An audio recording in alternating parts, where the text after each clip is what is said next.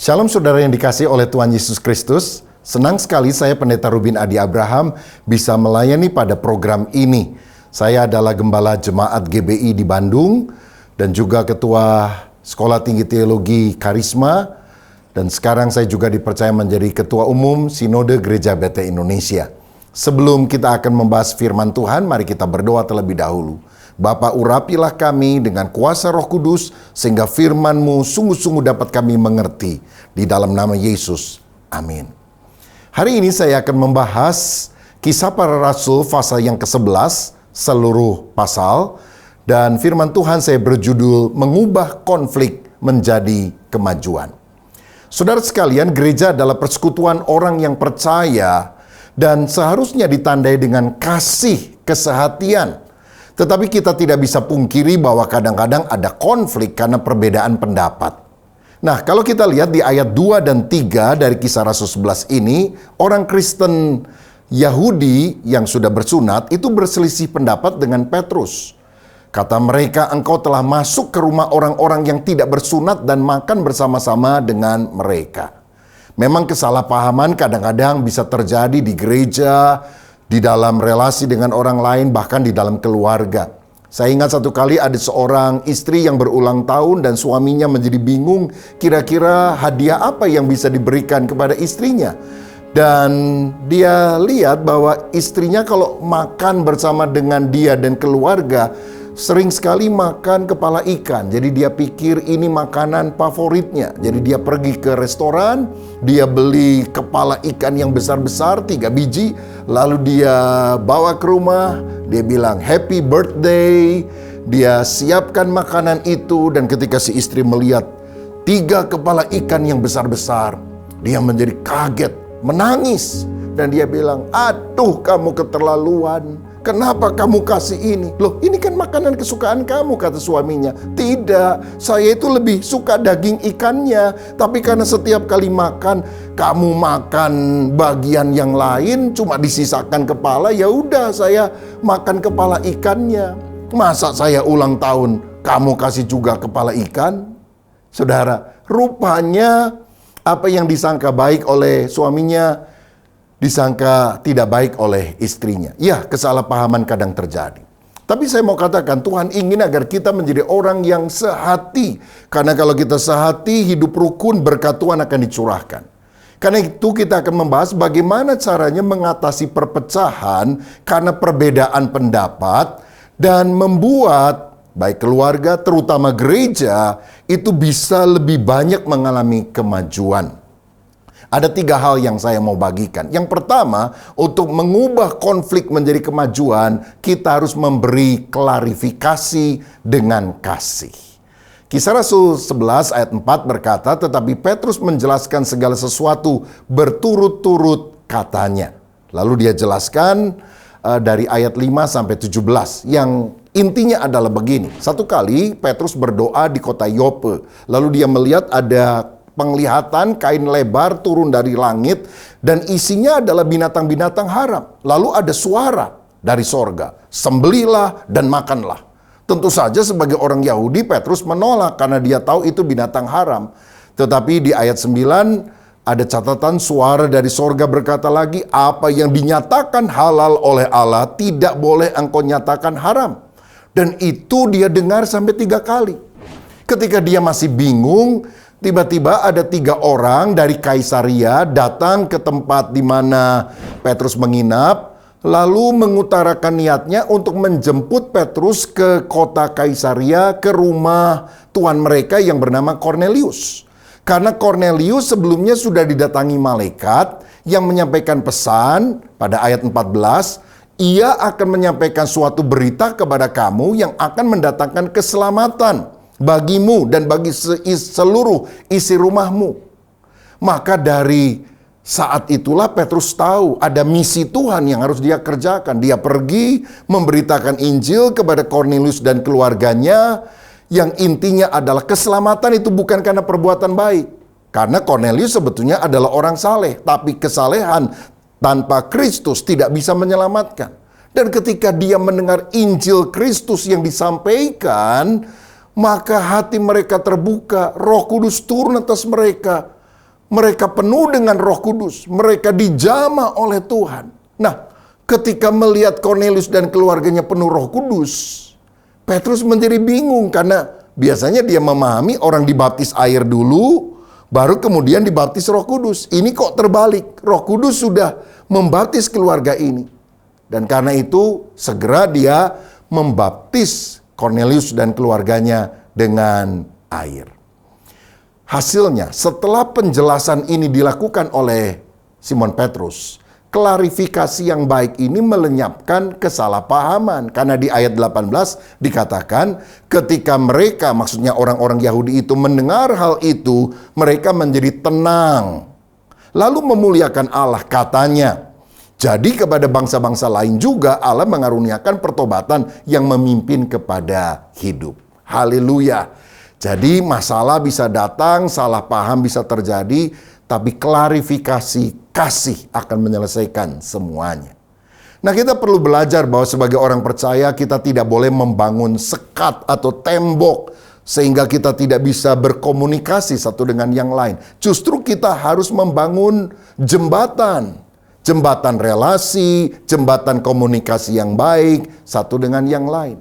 Di kemudian hari Rasul Petrus berkata dalam 1 Petrus 3 ayat 15 dan 16, tetapi kuduskanlah Kristus di dalam hatimu sebagai Tuhan dan siap sedialah pada segala waktu untuk memberi pertanggungan jawab kepada tiap-tiap orang yang meminta pertanggungan jawab dari kamu tentang pengharapan yang ada padamu. Tetapi haruslah dengan lemah lembut dan hormat. Dan dengan hati nurani yang murni supaya mereka yang memfitnah kamu karena hidupmu yang saleh dalam Kristus menjadi malu karena fitnahan mereka itu.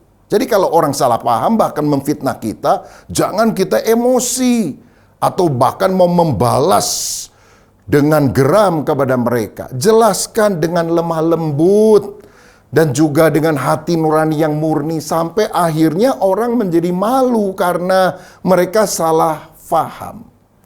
Nah, saya juga mau katakan bukan hanya di gereja, di dalam lingkungan yang lebih kecil, di keluarga pun kesalahpahaman itu harus diselesaikan dengan penjelasan.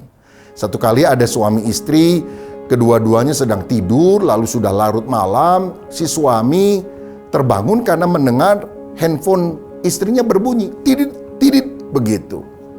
Lalu kemudian dia penasaran, siapa yang menteks istri saya malam-malam. Jadi sambil ngantuk dia coba lihat HP istrinya dan dia kaget, saudara, karena ada tulisan beautiful. Wah, marah sekali dia. Kurang ajar, rupanya ada orang yang berani godain istri saya. Langsung dia bangunkan istrinya. Bangun, bangun, bangun. Coba, ini ada yang nulis beautiful sama kamu. Jelaskan siapa orang ini. Berani sekali dia. Istrinya juga bingung, saudara.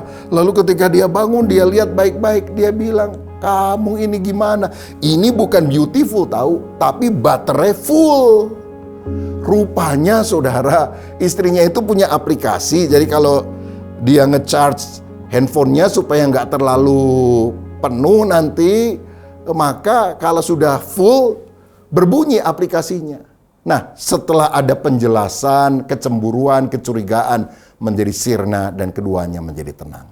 Jadi kalau ada konflik yang sedang kita alami, klarifikasi dengan kasih. Itu solusinya.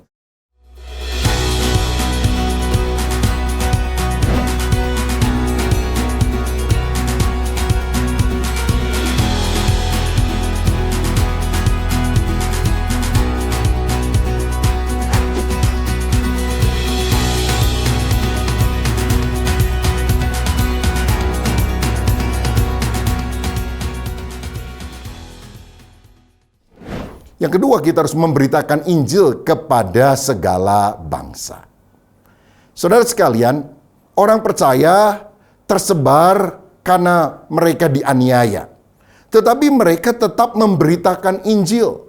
Kisah Para Rasul 11 ayat 19, Dan selanjutnya berkata, sementara itu banyak saudara-saudara telah tersebar karena penganiayaan yang timbul sesudah Stefanus dihukum mati. Mereka tersebar sampai ke Venesia, Siprus, dan Antioquia. Namun mereka memberitakan Injil kepada orang-orang Yahudi saja. Ayat 20, akan tetapi di antara mereka ada beberapa orang Siprus dan orang Kirene yang tiba di Antioquia dan berkata-kata juga kepada orang-orang Yunani dan memberitakan Injil bahwa Yesus adalah Tuhan. Ayat 21 berkata, dan tangan Tuhan menyertai mereka dan sejumlah besar orang menjadi percaya dan berbalik kepada Tuhan. Haleluya.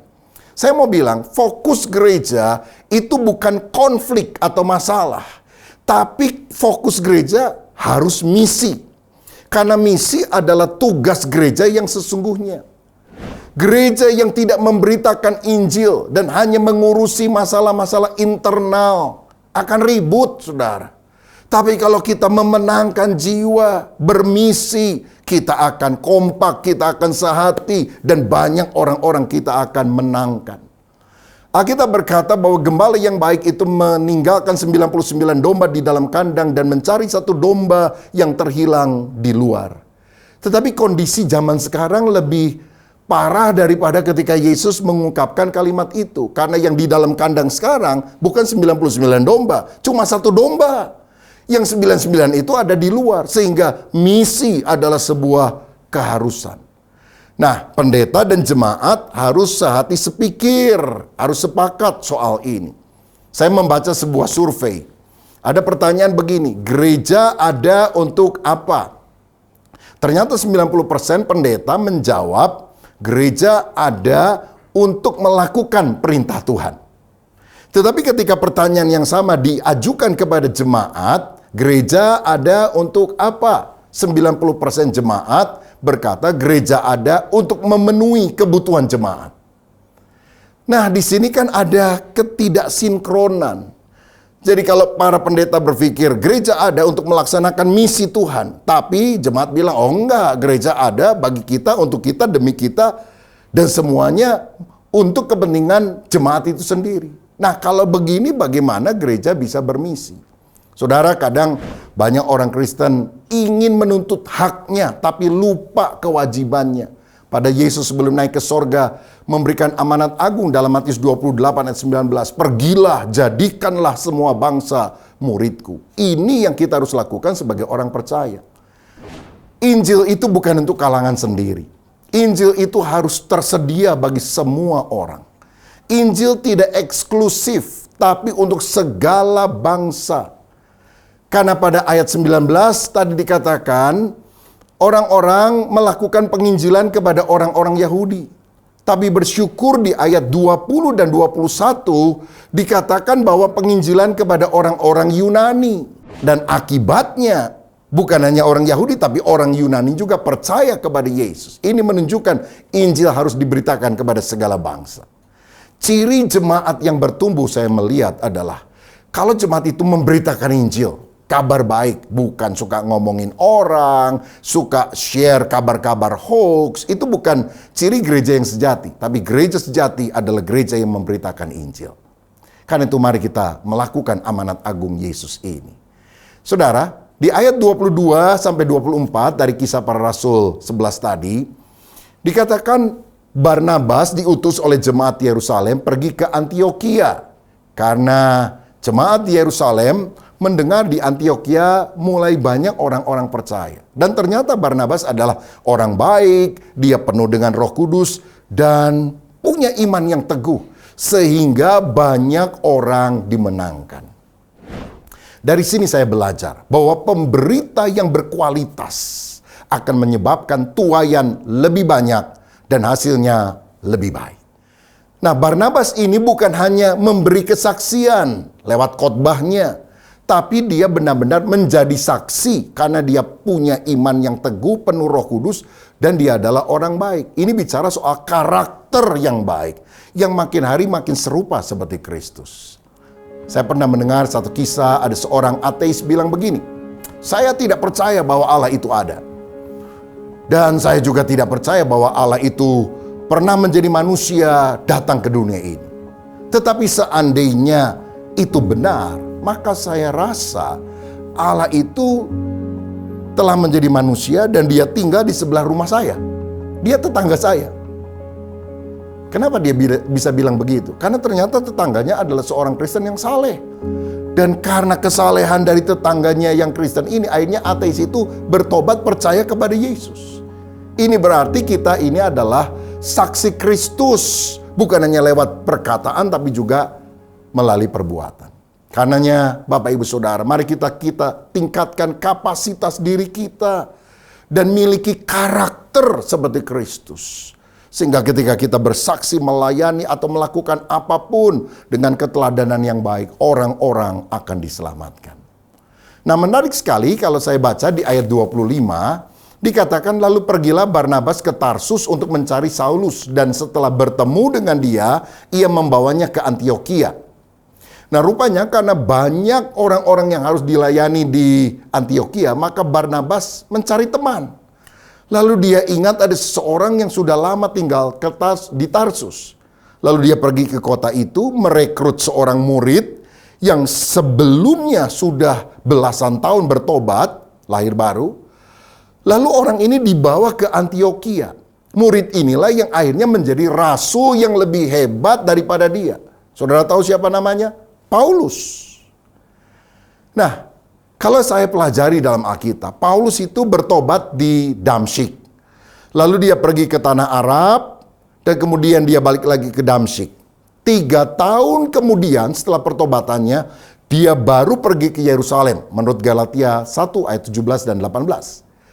Dan Kisah Rasul 9 ayat 26-30 menjelaskan bahwa Barnabaslah orang yang pertama-tama memperkenalkan Paulus kepada jemaat dan terutama kepada para rasul. Sehingga mereka percaya pertobatan Paulus ini asli.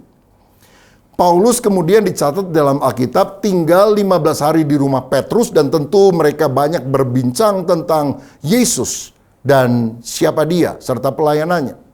Tapi kemudian karena orang-orang Yahudi berusaha membunuh Paulus, yang semula adalah orang Yahudi yang menganiaya orang Kristen, tapi kemudian berbalik, maka dia dilarikan dan pergi ke Tarsus. Tarsus adalah kota kelahiran Paulus, jadi dia tinggal di sana. Kira-kira hampir 14 tahun, saudara. Baru menurut Galatia 2 ayat 1, 14 tahun kemudian, setelah kepergiannya yang pertama ke Yerusalem, Paulus baru pergi lagi ke Yerusalem bersama dengan Barnabas. Jadi ada rentang waktu yang cukup panjang. Nah, mereka pergi ke Yerusalem, Barnabas dan Paulus, untuk membawa persembahan jemaat Antiokhia bagi jemaat di Yerusalem. Selanjutnya, Paulus ini menjadi rasul yang menanam banyak jemaat dan menulis banyak kitab. Satu hal yang kita perlu pelajari di sini. Apakah ada di antara Anda yang merasa seperti Paulus yang sudah lahir baru lama, belasan tahun menjadi orang Kristen, tapi rasanya hidup biasa-biasa saja? Engkau ada di kampung halamanmu, dan selama 14 tahun tidak ada catatan apapun tentang Paulus. Rasanya hidupnya tidak berdampak. Mungkin Paulus pernah berdoa, apa Tuhan sudah selesai dengan saya? Apa tidak ada rencana Tuhan yang lebih besar dalam hidup saya selain saya menghabiskan waktu di kota kelahiran saya? Saya mau bilang, Tuhan punya rencana besar dalam hidup saudara. Dia mau memakai Anda menjadi alat kemuliaannya yang luar biasa. Nantikanlah waktu Tuhan dan siap sedialah karena Tuhan akan melawat pada waktunya. Kita juga perlu menjadi orang seperti Barnabas yang bisa menemukan orang potensial seperti Paulus yang sudah tidak ada kabarnya hampir 14 tahun dan ada di kampung halamannya. Lalu dia mengajak dan memberi kesempatan kepada Paulus untuk melayani. Hasilnya dahsyat. Temukan orang-orang yang nobody, bukan siapa-siapa, tapi engkau melihat ada karunia Allah dalam hidupnya. Dan kalau engkau ajak dia dalam pelayanan, Tuhan akan pakai orang itu menjadi alat kemuliaan yang luar biasa. Bersyukur di Antiokhia ada orang seperti Barnabas dan Paulus. Sehingga ayat 26 berkata, di Antiokhia-lah untuk kali pertama para murid itu disebut Kristen. Artinya pengikut atau peniru teladan Kristus.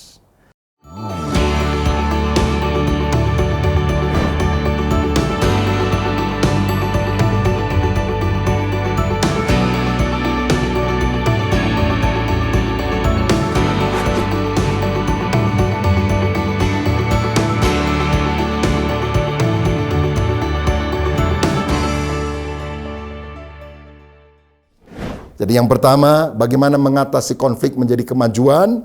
Pertama, kita harus mengklarifikasi dengan kasih. Yang kedua, kita harus memberitakan Injil. Yang ketiga, kita harus melayani orang yang membutuhkan. Kisah Rasul pasal 11 ayat 27-30 mencatat hal itu. Ketika gereja bisa mengatasi perpecahan karena perbedaan pendapat, gereja akan maju. Dan gereja akan makin maju berkembang ketika tetap sehati, rukun, sehingga menjadi berkat bagi banyak orang. Ayat 28 berkata bahwa ada seorang nabi bernama Agabus yang menubuatkan bahwa dunia akan ditimpa kelaparan. Dan sebagai respon, para murid yang ada di Antiokhia mengumpulkan uang lalu menyumbangkan uang itu untuk jemaat Yerusalem melalui Barnabas dan Paulus yang diutus ke sana. Kisah Rasul 11 ayat 29 mencatat, lalu murid-murid memutuskan untuk mengumpulkan suatu sumbangan sesuai dengan kemampuan mereka masing-masing dan mengirimkannya kepada saudara-saudara yang diam di Yudea. Saudara, saya percaya bahwa misi sejati itu menyangkut pelayanan holistik. Pelayanan holistik bukan hanya menyentuh hal-hal yang sifatnya rohania, khotbah, berdoa, konseling, tapi juga menyangkut hal jasmania. Memberi makan, menolong orang yang susah. Dan saya sangat yakin bahwa jemaat yang saling tolong-menolong tanpa membedakan suku dan perbedaan yang lain, itu akan berdampak luar biasa. Pemberitaan kasih yang dibarengi dengan perbuatan kasih secara nyata akan menyebabkan gereja mengalami kemajuan. Saudara, di tengah kesulitan, percayalah Tuhan memelihara kehidupan kita karena Dia Yehova Jireh, Allah yang menyediakan segala yang kita butuhkan. Tapi tidak boleh egois. Kita harus tetap memperhatikan orang lain. Hidup kita harus jadi berkat bagi masyarakat di sekitar kita. Ketika pandemi COVID-19 melanda Indonesia dan seluruh dunia, sebagai seorang ketua sinode, saya berpikir apa yang harus saya lakukan supaya gereja umat Tuhan bisa berdampak. Lalu saya menggerakkan 34 kepala daerah di seluruh provinsi di Indonesia untuk sungguh-sungguh melakukan sesuatu bagi masyarakat. Kita melakukan disinfektan bagi lingkungan, kita memberikan alat pelindung diri APD bagi tenaga kesehatan, rumah sakit, dan banyak orang. Jemaat juga saling memberkati, memberikan makanan, memberikan sembako, 9 bahan pokok termasuk beras atau nasi dan kebutuhan-kebutuhan yang lain. Lalu kemudian saya minta data berapa hamba Tuhan yang karena gereja ditutup, tidak bisa ibadah, mereka mengalami kesulitan secara ekonomi. Jumlah dari sinode kami kira-kira 1.600 hamba Tuhan dari 6.500-an. Wow, ini jumlah yang besar, saudara-saudara. Bagaimana saya bisa mencari dana? Tapi saya percaya kalau kita ada kemauan dan Tuhan memberikan perkenanan, kita melakukan fundraising dan terkumpul dana untuk bisa mensupport 1.600 hamba Tuhan setiap bulan selama 6 bulan berturut-turut sehingga mereka bisa mengatasi kesulitan itu. Kita bahkan dimampukan oleh Tuhan untuk membangun gereja-gereja desa yang sangat jelek, lalu kemudian memberikan sound system, musik supaya mereka bisa beribadah di tengah situasi yang sulit ini dan imannya makin bertumbuh. Untuk daerah pesisir pantai atau daerah yang ada sungai-sungai besar, kita support dengan perahu-perahu motor. Dan oleh anugerah Tuhan selama pandemi ini, di luar pemikiran kita, kita bisa menanam kira-kira 700 gereja baru dan pos pekabaran Injil. Saya mau katakan, COVID-19 tidak bisa menghambat pekerjaan Tuhan. Kalau kita sungguh-sungguh percaya, Tuhan akan pakai kita menjadi alat kemuliaan-Nya. Maukah engkau berkata, Tuhan, pakai hidupku untuk menjadi alat kemuliaan-Mu? Karenanya saudara, jangan fokus pada masalah, jangan fokus pada konflik. Ubah konflik itu menjadi kemajuan. Kita bisa melakukan itu dengan 3 hal ini. Pertama, memberi klarifikasi dengan kasih. Kedua, memberitakan Injil kepada segala bangsa. Dan yang ketiga, melayani orang yang membutuhkan. Mari kita berdoa. Bapa, urapilah kami setelah menerima firman ini. Kalau ada kepahitan, kejengkelan, biar itu kami selesaikan dengan pertolongan Roh Kudus, dan kami bisa mengubah konflik menjadi kemajuan karena klarifikasi. Kami juga terus memberitakan Injil dan melakukan pelayanan holistik kepada orang-orang di sekitar kami agar mereka percaya. Di dalam nama Yesus kami berdoa. Amin. Tuhan Yesus memberkati kita sekalian.